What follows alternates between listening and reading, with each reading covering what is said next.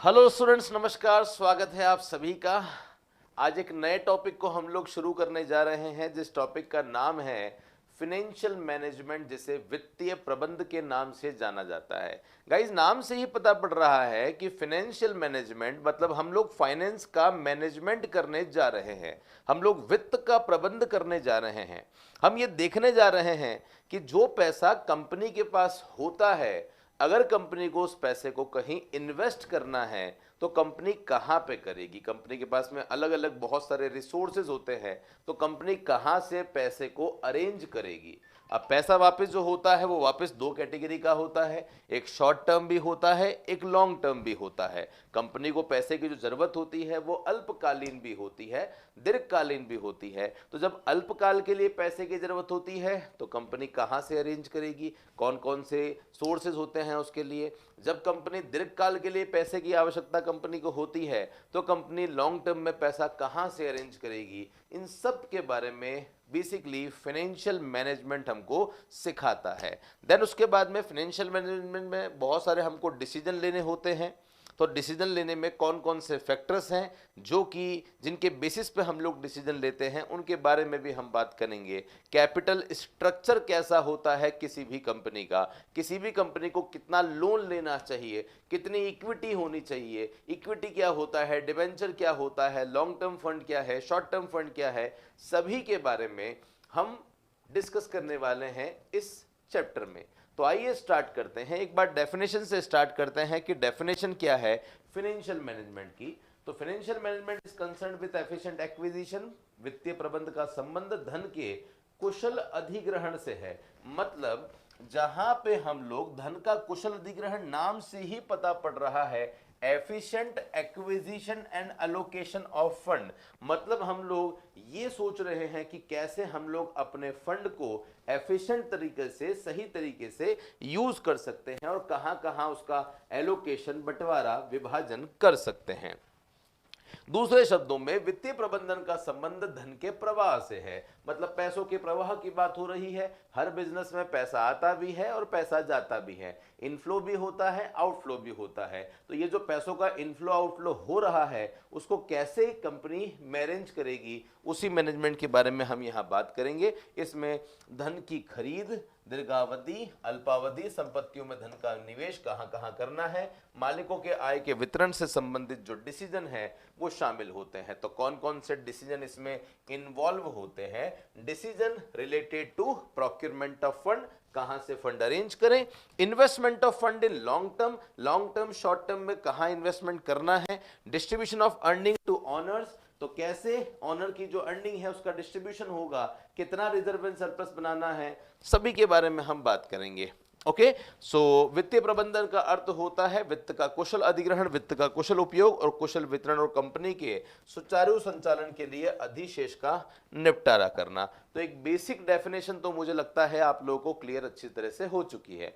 अब हम बात करने जा रहे हैं कि क्यों हम लोग फाइनेंशियल मैनेजमेंट पढ़ रहे हैं। फाइनेंशियल मैनेजमेंट को पढ़ने का जो मेन रोल है वो क्या होता है, या फाइनेंशियल मैनेजमेंट में जब भी हम डिसीजन लेते हैं तो हमारे डिसीजंस पे कौन कौन से फैक्टर्स हैं जिनके बेसिस पे हम लोग फाइनेंशियल मैनेजमेंट का डिसीजन लेते हैं। रिक्वायरमेंट 1 लाख की है या 1 करोड़ की है या 10 करोड़ की है, ये कैसे पता पड़ेगा। तो बहुत सारे फैक्टर्स होते हैं, आइए उनके बारे में बात करते हैं। किसी कंपनी की सभी वित्तीय गतिविधियां प्रत्यक्ष या अप्रत्यक्ष रूप से वित्तीय प्रबंधन से प्रभावित होती है। 100%। ओके, वित्तीय प्रबंधन से प्रभावित होने वाली सामान्य गतिविधियां कौन कौन सी है, इसके बारे में हम बात कर रहे हैं। मतलब हमारा फाइनेंशियल मैनेजमेंट कैसा है, इस पे बहुत सारी चीजें टिकी होती है। जैसे सबसे पहले है size and composition of fixed asset. Size and composition of fixed asset का मतलब जो भी हम फिक्स्ड एसेट परचेज करेंगे वो कितनी होगी, कितनी वैल्यू की होगी, कम परचेज करना है, ज्यादा परचेज करना है, ये हमारे फाइनेंशियल मैनेजमेंट पे ही तो डिपेंड करता है। सो अचल संपत्तियों का आकार, संरचना, मतलब साइज एंड कंपोजिशन। अचल संपत्तियों का आकार, संरचना सीधे निवेश निर्णय पर ही डिसीजन करती है, मतलब इन्वेस्टमेंट डिसीजन पे ही डिपेंड करती है। यानी कंपनी कितनी पूंजी निवेश करने की योजना बना रही है, 50 लाख करने हैं या 1 करोड़ करने हैं, ये किस पे डिपेंड करता है? ये फाइनेंशियल मैनेजमेंट पे ही डिपेंड करता है। नोट्स मैंने हिंदी इंग्लिश दोनों में ही लिए हैं। मैं पढ़ा रहा हूं आपको तो बायलैंग्वेज ही पढ़ा रहा हूं, तो मैं भी चाहे मीडियम आपका हिंदी हो या इंग्लिश हो, कोई प्रॉब्लम आप लोगों को नहीं आएगी। सेकंड फैक्टर कौन सा है जिस पे हमारा फाइनेंशियल मैनेजमेंट डिपेंड करता है? तो सेकंड है हमारा amount and composition of current asset. देखिए, फर्स्ट पॉइंट में हमने बात करी कि जो फिक्स्ड एसेट है हमारी, वो फाइनेंशियल मैनेजमेंट पे डिपेंड करती है। ओके, इन्वेस्टमेंट डिसीजन पे डिपेंड करती है। और मेनली हर एक बिजनेस को दो ही एसेट की टेंशन होती है, और उसमें पहली एसेट होती है फिक्स्ड एसेट, मींस इन्वेस्टमेंट। कहाँ इन्वेस्टमेंट करना है, कहाँ नहीं करना है, अलग अलग प्रपोजल्स होंगे तो कौन सा प्रपोजल एक्सेप्ट करना है। जो सेकंड वाला है वो है करंट एसेट। तो करंट एसेट का मतलब होता है करंट एसेट परचेस करनी है, जैसे कि स्टॉक परचेस करना है। अब स्टॉक परचेस करना है तो उसके लिए पैसा कहाँ से आएगा? हम ऐसा तो नहीं कर सकते ना कि फिक्स्ड एसेट को सेल करके हम स्टॉक का पेमेंट कर रहे हैं, ये नहीं होगा। और इसी को हम लोग बेसिकली वर्किंग कैपिटल कहते हैं। ओके, तो सेकंड पॉइंट है amount of and composition of current asset, वर्तमान संपत्ति की राशि और संरचना। ये है आपका जो है वो हेडिंग है, यानी वर्तमान संपत्ति की मात्रा और इसका नकद सूची, कैश में, प्राप्ति में विभाजन, मतलब जो कैश आपका होगा, कितना पैसा आप एट ए टाइम कैश में रखोगे, कितना पैसा बिल्स रिसीवेबल में रहना चाहिए, कितना पैसा डेटर्स के पास रहना चाहिए।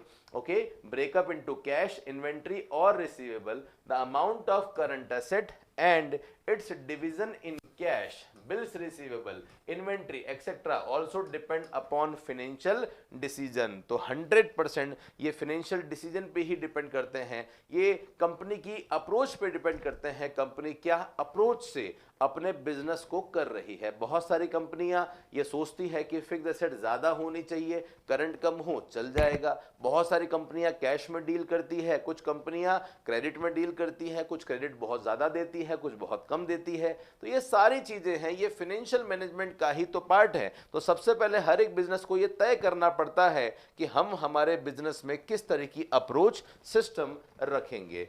तो फर्स्ट हो गया फाइनेंशियल मैनेजमेंट किसको इंपैक्ट करता है, प्रभावित करता है? तो फिक्स्ड एसेट के डिसीजन को प्रभावित करता है, करंट एसेट के डिसीजन को यह प्रभावित करता है। तीसरा आता है हमारा amount of long term and short term fund.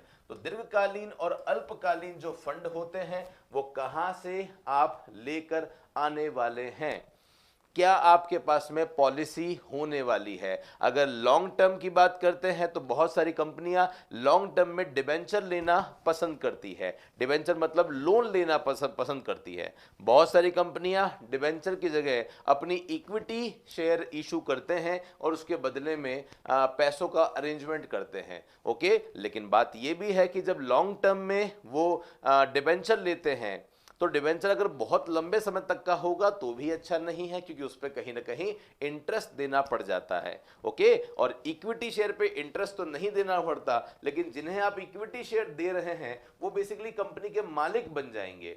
समता अंशधारी जो होते हैं वो कंपनी के मालिक बन जाते हैं। तो कंपनी को ये सोचना होता है कि मैं अपनी इक्विटी को डाइल्यूट करूं, मैं अपनी जो ओनरशिप है उसमें से कुछ परसेंटेज निकाल दूं, मेरी ओनरशिप जिससे कम हो जाएगी, या फिर मैं डेट लूं। इन दोनों का एक रेशियो होना चाहिए हमेशा। तो ये डिसीजन भी फाइनेंशियल मैनेजमेंट पे ही डिपेंड करता है। देन उसके बाद वही पॉइंट हमारा चल रहा है, डेट, इक्विटी आदि में लंबी अवधि के वित्त पोषण का breakup.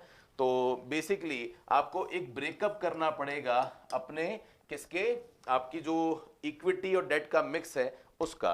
Breakup of long term financing into debt equity, firm can raise long term debt by issue of equity share as well as issue of debenture and other borrowed fund security. Financial management help in fixing this ratio. तो financial management ये सिखाता है, ये calculations करना सिखाता है कि इतना मिक्सचर में आप इक्विटी इशू कर दो, इतना पैसा डेट से अरेंज कर दो।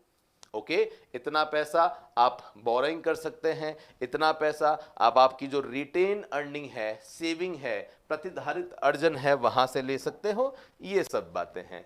आगे आ जाओ, लाभ और हानि खाते में सभी मदें, मतलब आप आपके ट्रेडिंग पीएनएल में कितना अमाउंट आपको डालना है, क्या आपकी प्रॉफिट की अप्रोच रहती है, क्या आपकी प्रॉफिट की अप्रोच रहती है, ये भी कहीं ना कहीं फाइनेंशियल मैनेजमेंट पे ही डिपेंड करता है। कुछ कंपनीज एक्सपेंशन पे ज्यादा बिलीव करती है, एक्सपेंडिचर पे ज्यादा बिलीव करती है, तो ऑब्वियसली अगर आप ज्यादा एक्सपेंशन करोगे, ज्यादा एक्सपेंसेस करोगे, प्रॉफिट आएगा आपका कम आएगा।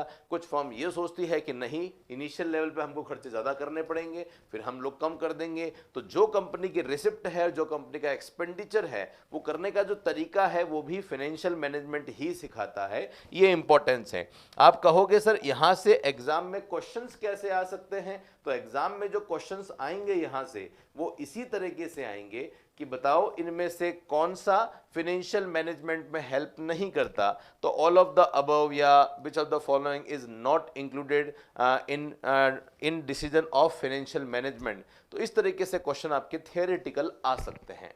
ओके, देन हम लोग बात कर रहे हैं ऑब्जेक्टिव ऑफ फाइनेंशियल मैनेजमेंट।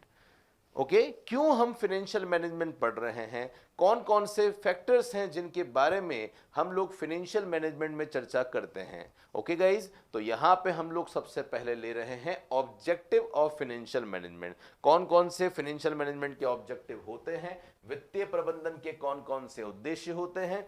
देखिए, उद्देश्य में दो तरह की अप्रोच जो है वो चलती है। कौन कौन सी अप्रोच चलती है, आओ इसको थोड़ा सा हम लोग यहां समझ लेते हैं। अगर हम लोग बात करते हैं फाइनेंशियल मैनेजमेंट के कौन कौन से ऑब्जेक्टिव होते हैं, कौन कौन से फाइनेंशियल मैनेजमेंट के उद्देश्य होते हैं, तो अगर उद्देश्य की बात करते हैं तो इसमें दो तरह की अप्रोच होती है। एक मॉडर्न अप्रोच होती है और एक ट्रेडिशनल अप्रोच होती है। एक अप्रोच कौन सी होती है, एक होती है हमारी ट्रेडिशनल अप्रोच, और जो दूसरी अप्रोच होती है हमारी, वो होती है हमारी मॉडर्न अप्रोच। हिंदी में अगर हम लोग बात करें तो इसे हम लोग पारंपरिक विचारधारा कहते हैं, और इंग्लिश में अगर हम लोग बात करें तो इसे हम आधुनिक विचारधारा कहते हैं। तो दो विचारधाराओं से फाइनेंशियल मैनेजमेंट के ऑब्जेक्टिव को समझा जाता है। क्या क्या होते हैं सर, उनके बारे में बात करते हैं। देखिए, जो पुराने लोग थे, जो पुरानी फर्म्स थी, वो किस पर फोकस करती थी, वो फोकस करती थी मैक्सिमाइजेशन ऑफ प्रॉफिट पे। वो किस पर फोकस करती थी, वो फोकस करती थी मैक्सिमाइजेशन ऑफ प्रॉफिट। वो ये कोशिश करती थी कि जितना हो सके हमारा लाभ बढ़ता जाए, लाभ अधिकतमीकरण।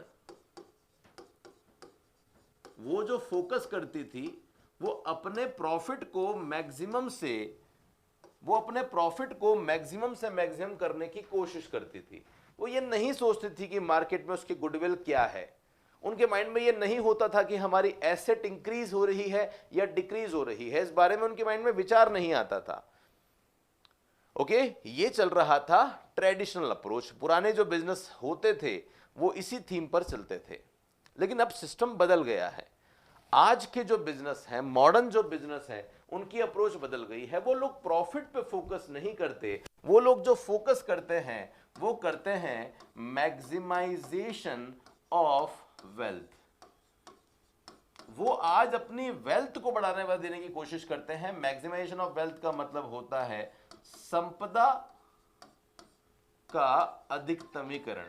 ओके, वो जो बात करते हैं वो किसकी करते हैं, संपदा का अधिकतमीकरण की बात करते हैं। तो फाइनेंशियल मैनेजमेंट में, ओके, फाइनेंशियल मैनेजमेंट में आपको वित्तीय प्रबंध जो सब्जेक्ट है उसके दो ऑब्जेक्टिव होते हैं। एक ट्रेडिशनल होता है, एक मॉडर्न होता है।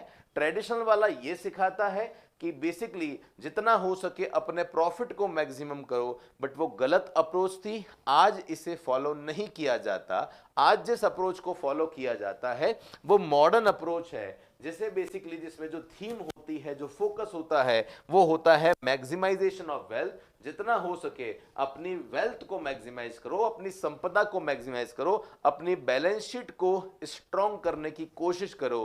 प्रॉफिट जो ट्रेडिंग पीएनएल में आ रहा है वो कम होगा तो ही चलेगा, क्योंकि जितनी आपकी ब्रांड बनेगी, जितनी आपकी गुडविल क्रिएट होगी, जितनी आपकी एसेट होगी, उसी से आपकी कंपनी का वैल्यूएशन लिया जाएगा। ओके तो ये सिस्टम चलता है। तो मेनली जो ऑब्जेक्टिव होते हैं फाइनेंशियल मैनेजमेंट के वो यही होते हैं, और इन्हीं पर पूरी फाइनेंशियल मैनेजमेंट टिकी होती है। एक बार हम लोग नोट से भी इसको गो थ्रू कर लेते हैं।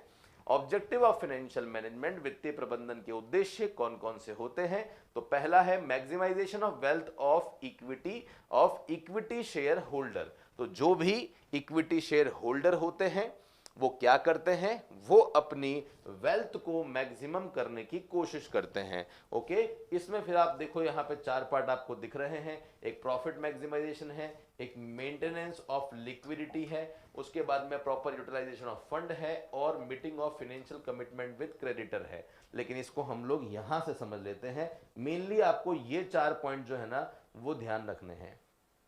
ये 4 पॉइंट आपको स्पेशली ध्यान रखने हैं। 4 पॉइंट कौन कौन से हैं? तो 4 पॉइंट है प्रॉफिट, 4 पॉइंट है इसमें प्रॉफिट मैक्सिमाइजेशन, जो मैं आपको बता चुका हूं कि हर एक कंपनी का प्रॉफिट ज्यादा से ज्यादा करना। हर एक कंपनी का टारगेट यही होता है कि कुछ भी करके कुछ ऐसा हो जाए जिससे हमारी सेल ज्यादा हो, टर्नओवर ज्यादा हो, एक्सपेंसेस कम हो और प्रॉफिट हमारा ज्यादा से ज्यादा हो।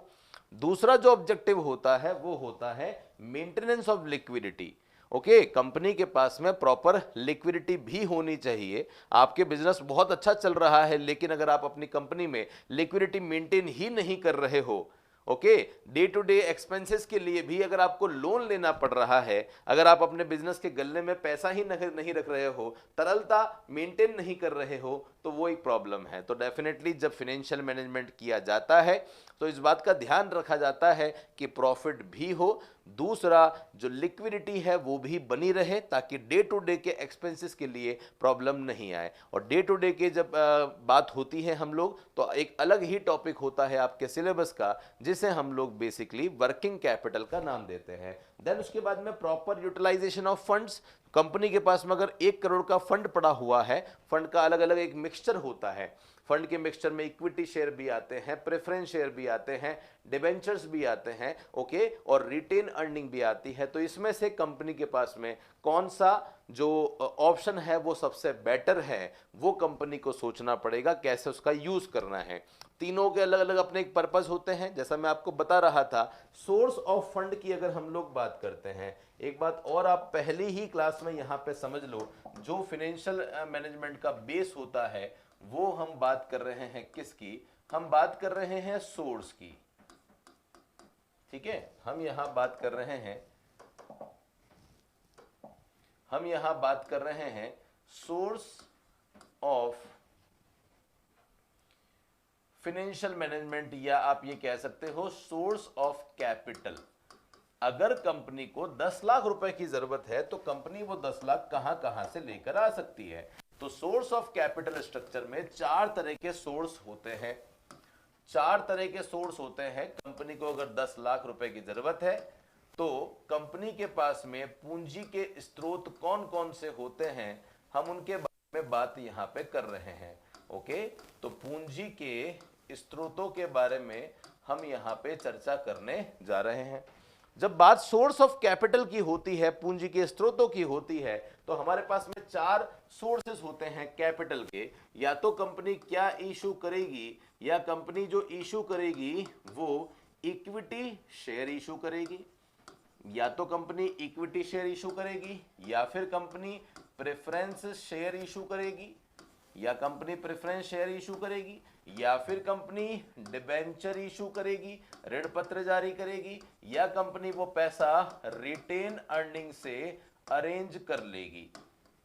या वो पैसा कंपनी कहां से अरेंज कर लेगी? रिटेन अर्निंग से अरेंज कर लेगी। ओके अब बात यहां पे हो रही है किसकी? बात हो रही है इक्विटी शेयर की। इक्विटी शेयर को हम लोग किस नाम से जानते हैं? इक्विटी शेयर को हम लोग समता अंश के नाम से जानते हैं। प्रेफरेंस शेयर को हम लोग पूर्वाधिकार अंश के नाम से जानते हैं। इसे हम किस नाम से जानते हैं? इसे हम पूर्वाधिकार अंश के नाम से जानते हैं। देन उसके बाद में जो डिबेंचर होता है उसे हम ऋण पत्र के नाम से जानते हैं। देन उसके बाद में जो रिटेन अर्निंग है उसे हम लोग प्रतिधारित आय के नाम से जानते हैं। जो कंपनियां सेविंग करती है उसी को हम प्रतिधारित आय के नाम से बुलाते हैं। ठीक है। अब जब कंपनी क्या इशू करती है? इक्विटी शेयर इशू करती है। तो इक्विटी शेयर जिनको भी इशू हो जाता है उन्हें क्या मिलता है? रिटर्न। उन्हें उसके बदले में क्या रिटर्न मिलता है, उन्हें उसके बदले में क्या प्रतिफल मिलता है, ये आपके माइंड में होना चाहिए। अगर कोई भी कंपनी क्या इशू कर देती है, अगर कोई भी company preference equity share issue कर देती है तो कंपनी के माइंड में ये होता है कि जिन भी लोगों को उन्होंने इक्विटी शेयर इशू किए हैं वो लोग अब कंपनी के मालिक बनने वाले हैं, उन्हें प्रॉफिट में से शेयर देना पड़ेगा। उनको लाभ में से, मतलब सब कुछ लेस करने के बाद एक अर्निंग होती है जिसे earning before interest and tax कहा जाता है। उसमें से बहुत सारे एडजस्टमेंट होते हैं। वो एडजस्टमेंट कहां से आते हैं मैं आपको थोड़ा सा वो भी बता देता हूं। देखिए, एक बहुत अच्छा जो है वो तरीका होता है किसे समझने का, फाइनेंशियल मैनेजमेंट में किस तरीके से एडजस्टमेंट्स होते हैं, मैं आपको उसके बारे में थोड़ा सा बता रहा हूं। यहां से हम लोग कहानी को शुरू करते हैं। देखिए, सबसे पहले किसी भी कंपनी की जो कहानी स्टार्ट होती है EBIT से। अब आप कहेंगे सर ये EBIT का मतलब क्या होता है? EBIT का मतलब होता है earning before interest and tax. ये वो अर्निंग है जिसमें से अभी तक ना तो इंटरेस्ट लेस हुआ है ना इसमें से टैक्स लेस हुआ है। तो EBIT से हम कहानी स्टार्ट कर रहे हैं। आप EBIT को एक बार के लिए नेट प्रॉफिट समझ लो। ठीक है। नेट प्रॉफिट जो है वो कैसे आता है आप जानते हैं। ट्रेडिंग P&L बनता है, सारे एक्सपेंस डेबिट होते हैं, इनकम क्रेडिट होती है, देन उसके बाद में नेट प्रॉफिट आता है। तो नेट प्रॉफिट को आप EBIT समझ लो। EBIT में से सबसे पहले हम क्या लेस करते हैं? सबसे पहले हम आउटसाइडर को पेमेंट करते हैं। आउटसाइडर कौन होते हैं? आउटसाइडर होते हैं हमारे डिबेंचर होल्डर, जिन लोगों को से हमने पैसा उधार लिया हुआ है। तो सबसे पहले जो earning before interest and tax है उसमें से हम सबसे पहले क्या लेस करते हैं? हम इंटरेस्ट लेस करते हैं। इंटरेस्ट किसका? डिबेंचर का, क्योंकि डिबेंचर होल्डर्स वो लोग होते हैं जिनसे हमने पैसा एक तरीके से उधार लिया है। हमने उनको कहा है कि साहब तुम कंपनी को पैसा दो, हम तुम्हारा पैसा इतने टाइम में लौटा देंगे, इसके बदले में हम तुम्हें ब्याज देंगे, इंटरेस्ट देंगे। तो यहां पे इसे लेस करने के बाद में जो आंसर आता है उस आंसर को अर्निंग बिफोर टैक्स कहा जाता है। ओके, अभी इसमें से इंटरेस्ट तो लेस हो गया तो आई गायब हो गया। ये जो आंसर आया वो क्या कहलाएगा? अर्निंग बिफोर टैक्स कहलाएगा। अर्निंग बिफोर टैक्स में से हम लोग लेस कर देते हैं टैक्स। जब क्वेश्चन में कोई इंफॉर्मेशन नहीं होती तो एक अजम्पशन माना जाता है, फाइनेंशियल मैनेजमेंट में एक अजम्पशन माना जाता है और वो अजम्पशन है टैक्स का। ओके, हम लोग क्या लेस कर देंगे? यहां से टैक्स लेस कर देंगे। टैक्स मतलब इनकम टैक्स, जो भी फर्म अर्न कर रही है उसमें से उसको टैक्स देना पड़ता है। क्वेश्चन में जब कोई इंफॉर्मेशन नहीं होती तो फाइनेंशियल मैनेजमेंट में हम ये अज्यूम करते हैं कि टैक्स की रेट 50% है। ये लेस करने के बाद में जो आपका आंसर आता है उस आंसर को हम लोग कहते हैं अर्निंग आफ्टर टैक्स। ये वो अर्निंग है जिसमें से टैक्स हम लेस कर चुके हैं। ओके, यहां तक क्लियर है। देन उसके बाद में हम क्या करते हैं? अब देखो, बाहर वाले डिबेंचर थे उनको हमने इंटरेस्ट दे दिया, देन उसके बाद में टैक्स वालों को टैक्स दे दिया। अब टैक्स वालों को टैक्स देने के बाद में जो दूसरी कैटेगरी के लोग होते हैं ये प्रेफरेंस शेयर होल्डर होते हैं। प्रेफरेंस शेयर होल्डर को भी प्रॉफिट में से शेयर मिलता है, लेकिन इक्विटी और प्रेफरेंस में क्या फर्क होता है? प्रेफरेंस वालों को हमेशा प्रॉफिट में प्रेफरेंस दी जाती है। तो ध्यान देना, ये वो लोग होते हैं जिन्हें क्या दिया जाएगा? जिन्हें लाभ में प्राथमिकता दी जाएगी, प्रायोरिटी दी जाएगी। किसमें? प्रॉफिट में हमेशा इन लोगों को क्या दी जाएगी? प्रायोरिटी दी जाएगी प्रॉफिट में।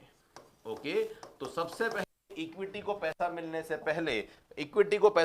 पहले, इक्विटी शेयर होल्डर को पैसा मिलने से पहले हमें किसका पैसा देना पड़ेगा? हमें प्रेफरेंस शेयर का पैसा देना पड़ेगा डिविडेंड के रूप में। तो प्रेफरेंस शेयर को हम लोगों को डिविडेंड देना पड़ेगा। डिविडेंड देने के बाद में ये जो आपका आंसर आता है ना, इस आंसर को हम कहते हैं क्या?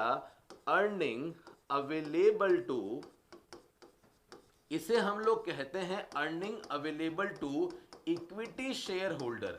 ये वो पैसा है जो इक्विटी शेयर होल्डर, जो कंपनी के मालिक हैं, जो कंपनी के ऑनर हैं, उन ऑनर को यही पैसा मिलता है। अब एक कंपनी में एक इन्वेस्टर तो नहीं होता, बहुत सारे इन्वेस्टर्स होते हैं।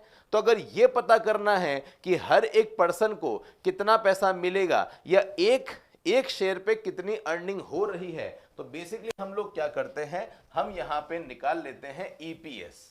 हम यहां क्या निकाल लेते हैं? हम यहां निकाल लेते हैं अर्निंग पर शेयर। अगर हमें यह पता करना होता है कि हर एक शेयर से शेयर होल्डर को कितनी इनकम हो रही है, तो हम लोग क्या करेंगे? जो हमने यहां से इनकम निकाली है, जिसे earning available to equity share holder कहते हैं, इसमें डिवाइड कर देते हैं नंबर ऑफ इक्विटी शेयर का।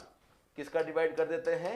इक्विटी शेयर कितने हैं उसका डिवाइड कर देते हैं। तो यहां से हमें यह पता पड़ जाता है कि एक शेयर पे कितनी अर्निंग आ रही है। इसी को हम अर्निंग पर शेयर कहते हैं।